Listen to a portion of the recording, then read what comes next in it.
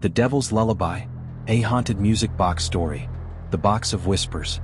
There's a place in every town, hidden beneath layers of dust and forgotten memories, where the most unsettling objects lie, waiting. In an old pawn shop on the edge of a forgotten street, there sat an ancient music box. Its melody was said to be sweet, a lullaby that once brought comfort. But when it was found by a curious soul, the shopkeeper's eyes that had seen far too much, widened with a fear that shouldn't exist in the daylight. But you're not here for warnings. You're here for the truth. The truth about a cursed object that should have never been touched, a melody that should have remained silent. You're about to hear a story that will haunt you. But before we go on, you know the rules. Subscribe to the channel because once this tale is done, you won't want to be alone with your thoughts. You'll want others to hear it. You'll want to know they heard the same things you did. Trust me, you'll need it. Now let me tell you about the box. It was not a beautiful music box, at least not in the conventional sense. It looked worn, scratched, and faded with time. But something in its design pulled you in. A sense of morbid curiosity. The kind of curiosity that made you reach for things you shouldn't. A man, someone just like you, saw it, and like many before him, he felt an inexplicable pull, a call that drew him closer than he ever wanted to be. The music box sat there, still as if waiting for him to approach. And when he did, he could feel it, a coldness that spread from the box, seeping into the air around him. He looked around, suddenly aware that the shop was quieter than it had ever been. The air felt thick, as though the walls themselves were listening, watching. The shopkeeper's words echoed in his ears, but they didn't make sense. Some things are meant to stay hidden. She had pleaded. That box has a history. A terrible one. Don't wind it. But curiosity, that insidious beast, led him to ignore her. He picked up the box, fingers trembling as he wound the key. As the first notes rang out, a chill swept through the room. The melody was soft, haunting. The music felt wrong, like it was both familiar and foreign, as if it had once belonged to another time, another place, another world. That's when it began. At first, it was subtle, a whisper in the back of his mind. A soft voice that didn't belong to anyone in the room, murmuring things he couldn't understand. He brushed it off as his imagination. After all, who would believe something as simple as a lullaby could make your skin crawl? But as the music played, the whispers grew louder. The words, they became clearer. "Come closer, child," the voice said, so sweet, so inviting. But it wasn't a voice you could trust.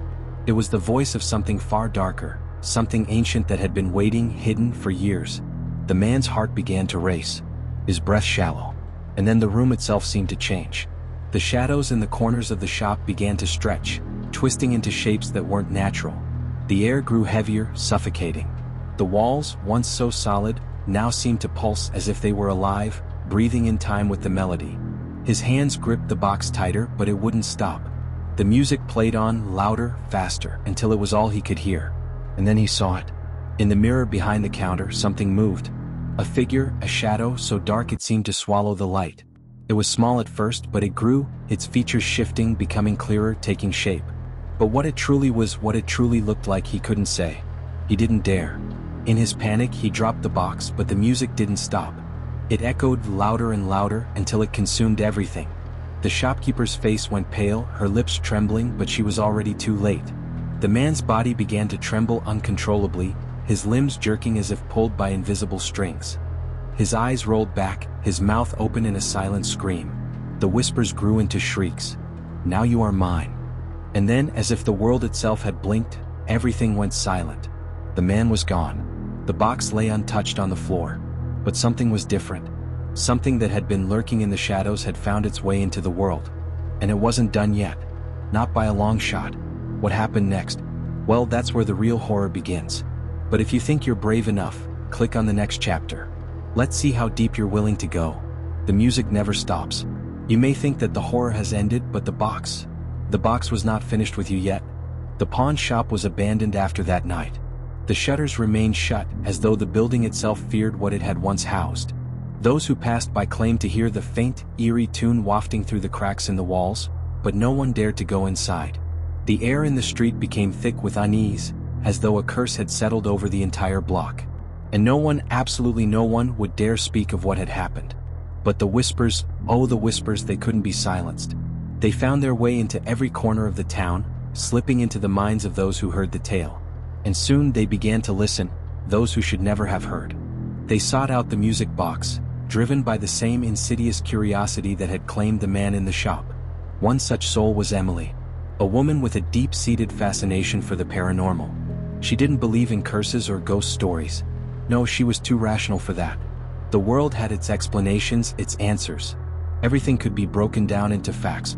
So, when she heard the rumors about the pawn shop, she didn't hesitate to investigate. The streets felt colder that day, as if the very earth itself was pulling away from the sun, drawing shadows deeper than they should have gone. The air was thick and smelled of something sour. But Emily was undeterred, her mind focused on uncovering the truth behind the mysterious music box. She entered the shop, the door creaking as if it too feared what would happen next. The walls were covered in cobwebs and the floor was thick with dust, undisturbed, untouched. But there, in the corner, was the box. It sat upon a dusty shelf, its worn exterior now glowing faintly in the dim light. Emily reached for it. The moment her fingers brushed against the cold wood, the shop seemed to exhale, a deep, heavy sigh that made her heart skip a beat. A chill ran through her, but she dismissed it, too rational to feel fear. She wound the key. And the moment the first note rang out, the shop was no longer silent. The music, soft and sweet at first, echoed through the room, wrapping around her like a cold hand. But something about it, something in the notes themselves, felt wrong. It was like stepping into a dream, one where you knew you should be awake, but the nightmare was already closing in around you. "Don't listen," whispered a voice, soft at first but growing louder. Emily froze. Her fingers couldn't release the key. It was as if something dark was holding them there, preventing her from stopping the music. The shadows in the corners of the room twisted, their forms changing, becoming more sinister. Her heart raced, her breath quickened, but her body was paralyzed. The whispers grew louder, and Emily could understand them now. They were calling to her. "Come closer. You will never be alone again." Her eyes darted to the mirror once more, the same mirror the man had seen the shadow in.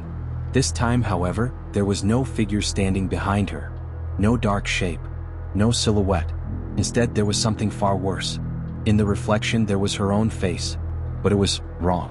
Her eyes were empty, hollow, like they had been scooped out from the inside.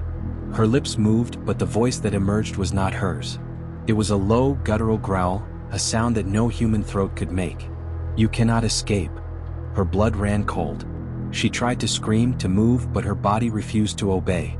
The music continued, the notes growing more frantic, more twisted.